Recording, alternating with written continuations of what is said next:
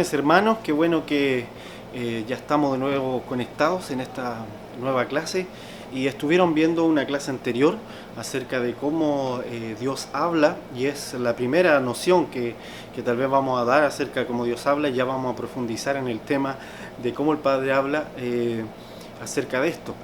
Y porque seguramente o quedaron dudas o se abrió el apetito acerca de entender la voz de Dios. Y eso es bueno, es uno de los objetivos de esta escuela profética, Profeta en la Ciudad. Y otro objetivo es que podamos entender lo profético como algo mucho más allá de solamente predecir el futuro, que es como se ha visto normalmente el ministerio profético. Y se ha visto así porque en el antiguo pacto se veía que los profetas predecían muchas cosas y predijeron muchas cosas que ocurrieron. Pero a veces se pierde de vista que lo que ellos predecían siempre tenía que ver con el Señor, con el propósito del Señor, con los planes de Él, y entonces no tenía otro fin, ningún fin de exaltar a ese profeta como un personaje espectacular, sino más que todo dejar un fundamento acerca de lo que iba a venir, de cómo Cristo iba a formar a la iglesia, de cómo Cristo iba a ser la respuesta a todas las cosas.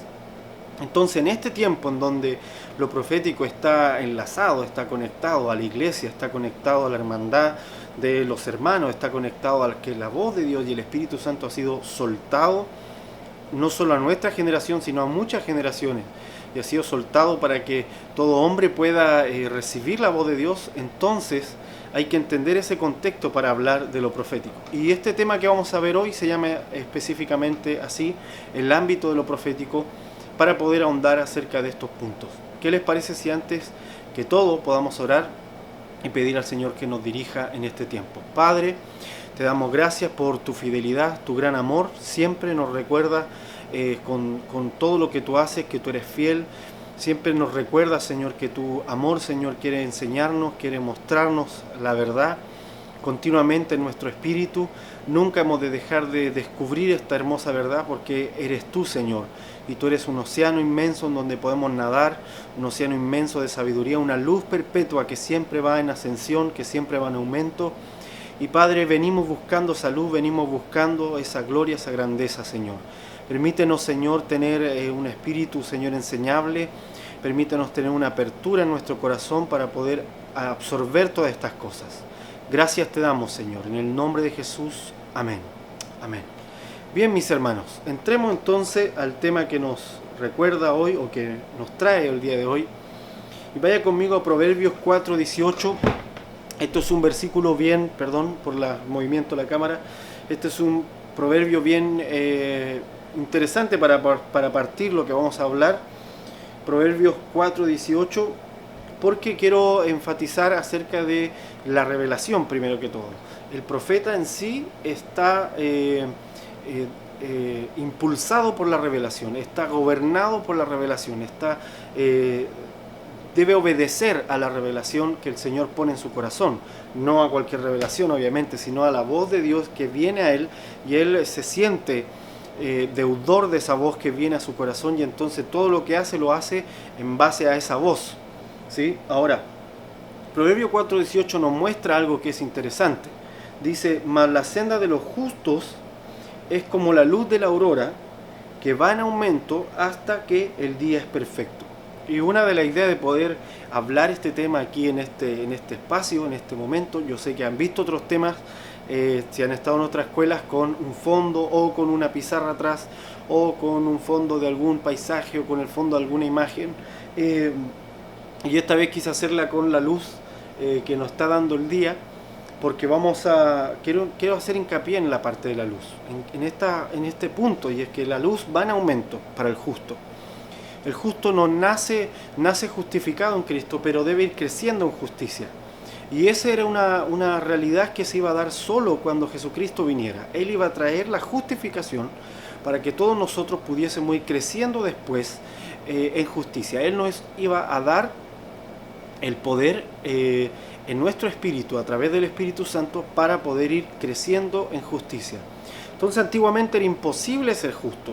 Usted, por mucho que quisiera ser justo, era imposible llegar a un nivel de justicia de poder agradar al trono de Dios, porque el trono de Dios es muy severo en cuanto a la justicia, es muy genuino en cuanto a la justicia, y no puede dejar pasar la injusticia. La iniquidad no puede hacer la vista gorda, dicen en Chile. No puede hacer como que no existe, no, debe confrontarla, debe ir en contra de ella. Y por lo tanto era imposible que alguien en la antigüedad llegara a ese nivel. Todos los que se acercaron al Señor fue porque Dios puso la fe en ellos, fue porque Dios los trató, porque Dios se les reveló. Y entonces ellos pelearon por ser justos todo el tiempo. Y vamos a encontrar que la mayoría de ellos, por no decir todos, fracasaron en algún punto, aunque fue gente de mucha fe, de mucho amor al Señor.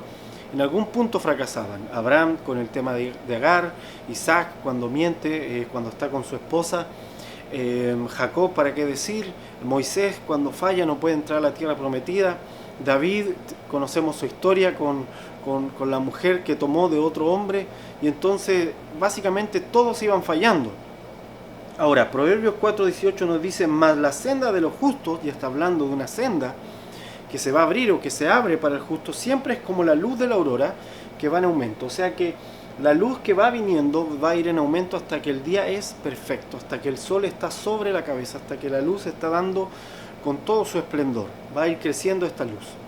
Y Jesucristo venía entonces para hacer Él el día perfecto. Todos los profetas del Antiguo Testamento tenían esta función y predecían el futuro básicamente porque Jesucristo estaba para ellos en el futuro. Para nosotros Jesucristo no está en el futuro, Jesucristo tampoco está en el pasado, Jesucristo está en el presente continuo en Él, por cuanto el Espíritu Santo ya fue derramado y podemos caminar con el Señor y podemos movernos con Él todo el tiempo. Entonces Jesucristo está ahora con nosotros en el presente. Vuelvo a decir, para el antiguo pacto, para los profetas como Amós, como Nahum, como Daniel incluso, Jesucristo estaba siempre hacia el futuro. Para ellos ver al Mesías tenían que mirar hacia el futuro, y por lo tanto todo lo que tenía relación con Cristo era algo que se predecía al futuro, o a través de una profecía específica, como en el caso de Isaías, a través de una imagen profética, a través de un símbolo profético. Pero todo esto se iba entonces prediciendo hacia adelante para que se pudiese completar en algún día. Y Proverbios nos dice que la senda de los justos es como la luz de la aurora que va en aumento hasta que el día es perfecto. O sea, la revelación vino en aumento desde Adán, desde que cae Adán, viene en aumento poco a poco para toda la humanidad. Es verdad que hubo hombres de Dios como Samuel, como Daniel mismo, que vieron cosas espectaculares, que tuvieron un nivel de revelación enorme, pero sin embargo no pudieron ver al Cristo en el presente. Por eso Jesús le dijo a los discípulos, mucha gente quiso ver, los profetas quisieron ver lo que hoy día ustedes ven, le dijo a los discípulos, mas no se les fue dado. Así que alégrense, a ustedes, a los pequeños, les he dado el reino. Ese día perfecto era Cristo. Él era el día perfecto que venía, Él era el día del reposo, Él era el Shabbat prometido para toda la humanidad que se manifestaba. O sea, era el momento en donde la luz se iba a manifestar. Ahora, la luz tiene que ver con revelación. Siempre, desde el Génesis 1, cuando Dios dice sea la luz, lo hace en medio de la oscuridad para que la luz venga sobre lo que está oscuro, ilumine y entonces todo se pueda ordenar. La luz siempre tiene que ver con revelación. La luz siempre tenía que ver con un nuevo tiempo también. No sé si recuerdan cuando Noé está en el arca, sale del arca en el monte Ararat, y entonces la luz que penetra las gotitas de agua que estaban en la atmósfera forman este arco de colores que hasta el día de hoy vemos después de la lluvia. Y entonces esta es la luz revelando algo, revelando la gracia en este caso para Noé y para el arca, y revelando un nuevo tiempo. Así que la revelación tiene relación con la luz, y cuando decimos que la luz va a venir en aumento, es que la revelación va a venir en aumento, es que la revelación va a traer nuevos tiempos que van a traer un aumento de las cosas que ya fueron establecidas anteriormente. Amén. Así que todos los hombres de Dios, cuando son llamados, cuando son escogidos, tenían un encuentro con esta luz, ya sea por medio de una revelación específica, ya sea a través de una visión, ya sea a través de un sueño, ya sea un Moisés que se encuentra con una zarza que ardía y no se consumía. Dice que eso fue lo que le llamó la atención. No sé si ustedes saben, pero en el desierto algunos árboles combustionan por el calor. A mí me ha tocado estar en el desierto de Chile, por ejemplo. El desierto de Atacama es uno de los desiertos, si no es que el más seco del mundo, y usted va a encontrar ahí cactus calcinados completamente. Nadie les prendió fuego, pero están hechos ceniza porque el sol y el calor y la luz golpeándolos todo el día los fue quemando. Ya no solo se secaron, se terminan quemando por dentro y queda entonces un cerro como de ceniza de lo que fue alguna vez ese cactus. Entonces esto se da en los desiertos, y cuando Moisés ve la zarza que está ardiendo, que empezó a combustionar, la vio un día, la vio el siguiente día, la vio el tercer día, el cuarto, y dice, va, qué raro, la zarza está ahí, se está combustionando y no se consume. Dice que le llamó la atención que ardía y no se consumía, y fue a verla y se encontró con que la zarza lo que tenía no solo era fuego del espíritu, no era el fuego normal, sino que había luz que emergía de ella, y Dios le empieza a hablar. Entonces, la luz tiene que ver con que Dios se está revelando a algo, se está revelando a alguien. David tenía una frase, él decía, Señor, hazme andar a la luz de tu rostro. O sea, revélame, Señor, tu rostro, revélame tu voluntad, revélame lo que tú eres. Cuando nosotros decimos sea la luz, esta frase que a veces usamos en algún evento, cuando estamos predicando y alguien dice amén, sea la luz, es porque sabemos que está saliendo algo revelado que necesita alumbrar lugares oscuros del alma, del espíritu o de la iglesia en general. Amén. Entonces la luz es un elemento profético. Lo digo profético no porque sea exclusivo del profeta. No, digo profético porque el profeta la necesita todo el tiempo, ¿sí? La luz es un elemento apostólico, es un elemento magistral o magisterial, como quiera decirlo. Es un elemento pastoral también, porque el pastor guía a la oveja por medio de la luz en la oscuridad. Es un elemento que va a estar siempre, incluso evangelístico, porque es traer de las tinieblas a la luz al perdido. Entonces la luz es Dios mismo. Amén. Pero en el caso del profeta, porque eso es lo que estamos tratando en esta escuela, la luz es fundamental, es su alimento, necesita comer esa luz, necesita beber esa luz, necesita vivir de ella, necesita caminar con ella todo el tiempo, ambientarse. Sé que vieron el tema de los ámbitos proféticos, o no los ámbitos, perdón, la atmósfera del profeta. Y cada una de estas atmósferas, cómo se va produciendo y cómo son necesarias en nosotros. Bueno, cada una de estas atmósferas y los caminos que abre tienen que ver con niveles de luz que se van abriendo para la persona. Amén. Niveles de revelación, lo voy a decir así. Cosas que se van abriendo, esos caminos que se abren a través de las atmósferas del profeta, esos caminos son niveles de luz, son caminos nuevos de luz. Amén. Entonces, todos profetizaban en el antiguo pacto hacia una luz que estaba a lo lejos, hacia una luz que estaba hacia el futuro, hacia una luz que ellos veían que venía, pero no era para su tiempo. Ellos tenían pequeños destellos de esa luz, pero esperaban el día perfecto. Amén. Y nosotros no estamos esperando ahora el día perfecto ya vino. Ahora en nuestro espíritu debemos nosotros caminar un día perfecto. Amén. Ahora, vaya conmigo a Hebreos 1.1. Hebreos 1.1. Y este versículo de Hebreos nos va a dejar muy claro lo que estamos hablando, y va a ser, si quiere lo anota por ahí, podemos decir que es una palabra clave para el cambio que hay entre lo profético y este nuevo tiempo, lo profético del antiguo pacto y este nuevo tiempo en donde los profetas operan dentro del reino. Antes los profetas anunciaban el reino que venía en Cristo, ahora los profetas están dentro del reino. Por eso el ángel le dice a Juan, yo soy consiervo tuyo y de tus hermanos los profetas.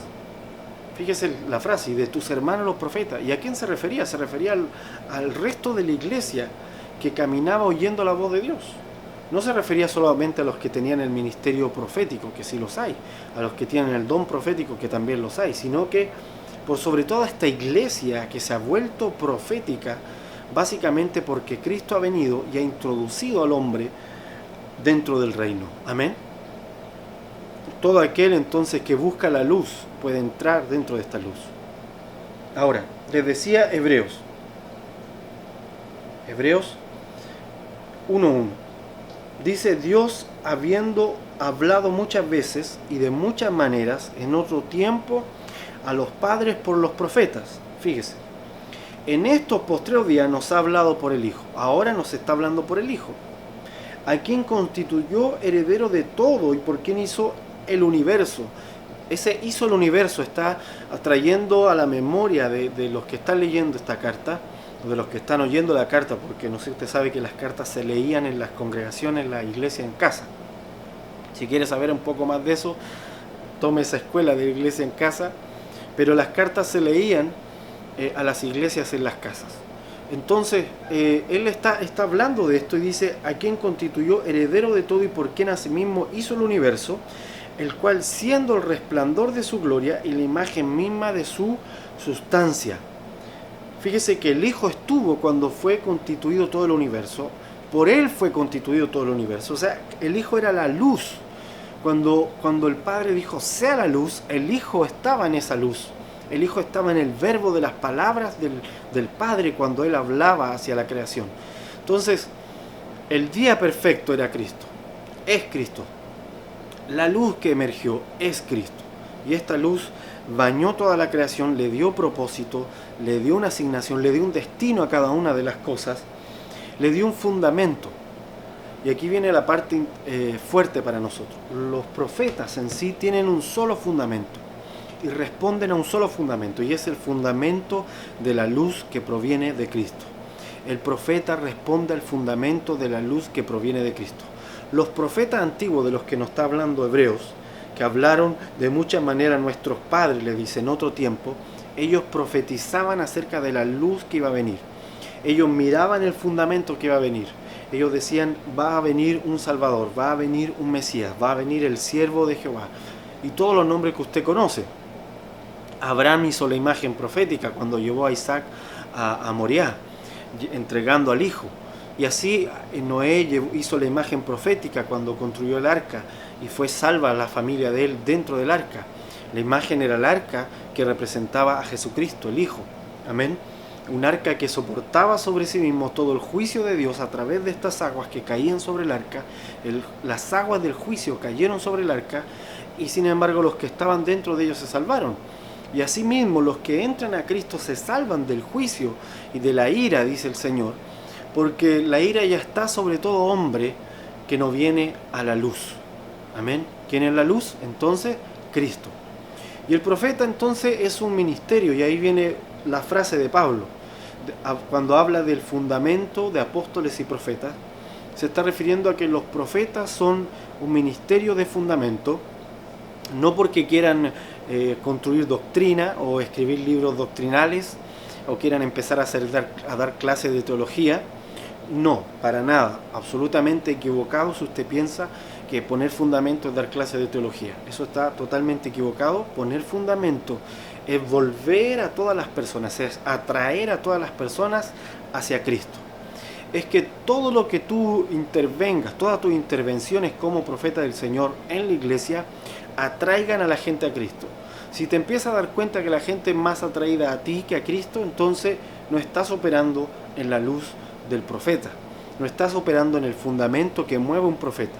El profeta se mueve bajo un fundamento que es Cristo, y todo lo que él hace es para que ese fundamento sea exaltado, sea glorificado, ese fundamento sea la luz, amén, que se necesita. Entonces Jesucristo venía a ser la revelación, y usted se va a fijar que los profetas hacían milagros para manifestar, hacían símbolos proféticos. Sin embargo, Jesucristo toda su vida, sus 33 años en la tierra como hombre, caminó siendo una imagen profética, la imagen misma de la sustancia del Padre.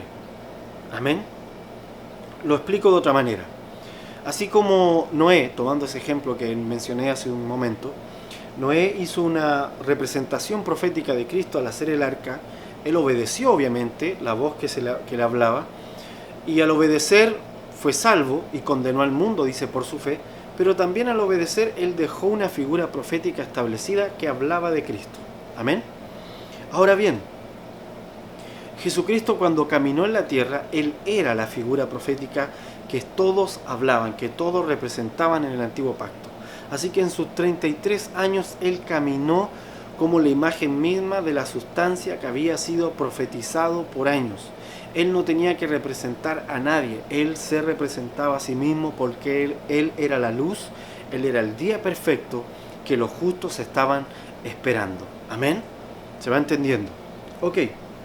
Ahora, todas las otras cosas que nosotros conocemos, la teología, los libros, incluso yo personalmente he escrito algunos libros, Babilonia al descubierto, Dimensión Iglesia, Efecto Parlante, si es que lo logró leer, o el mismo que ustedes están leyendo, son libros que engloban lo que una persona ha recibido. En mi caso, yo he recibido algunas cosas, las pongo por escrito, ya pronto va a salir otro libro, pero ahí se los dejo, no voy a pasar el dato por aquí mejor, pero el punto es este: todos escribimos acerca de lo que vamos recibiendo del Señor, pero nuestras palabras en sí mismas no son la luz es Cristo. Cristo transmite su luz a través de sus hijos, amén. Cristo transmite su luz a través de su iglesia, amén. A través del cuerpo Él transmite su luz, pero siempre vamos a terminar yendo hacia Él como el fundamento, siempre vamos a terminar glorificándolo a Él como el único fundamento. Así que un libro teológico no puede ser la luz.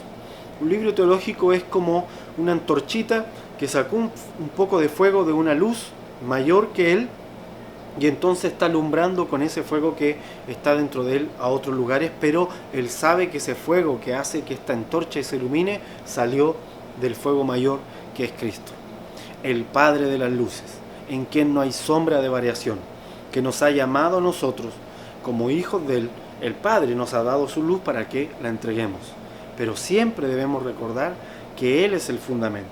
Amén. Ahora, vaya conmigo a Lucas 2.29. Lucas 2.29.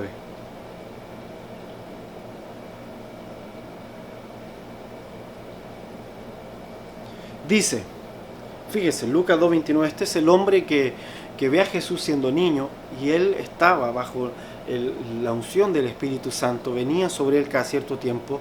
Seguramente era uno de esos profetas que, no todos los profetas, quiero hacer un paréntesis, no todos los profetas eran gente que andaba en lo público, que ministraba públicamente. Muchos profetas eran muy calladitos a la hora de ministrar, ¿sí? Yo sé que la imagen que quedó en nuestra retina histórica es que el profeta es una persona aguerrida, es que el profeta es una persona extrovertida, que tiene una gran personalidad, pero la verdad es que no es tan así.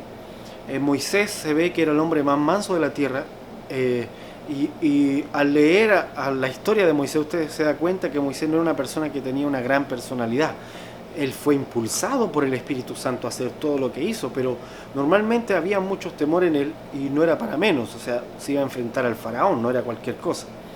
Y va a encontrar así diferentes profetas como Jeremías, que era muy sensible en su corazón al dolor, era muy empático al dolor, y por lo tanto sufrió mucho como profeta, porque también le tocó un tiempo histórico muy duro.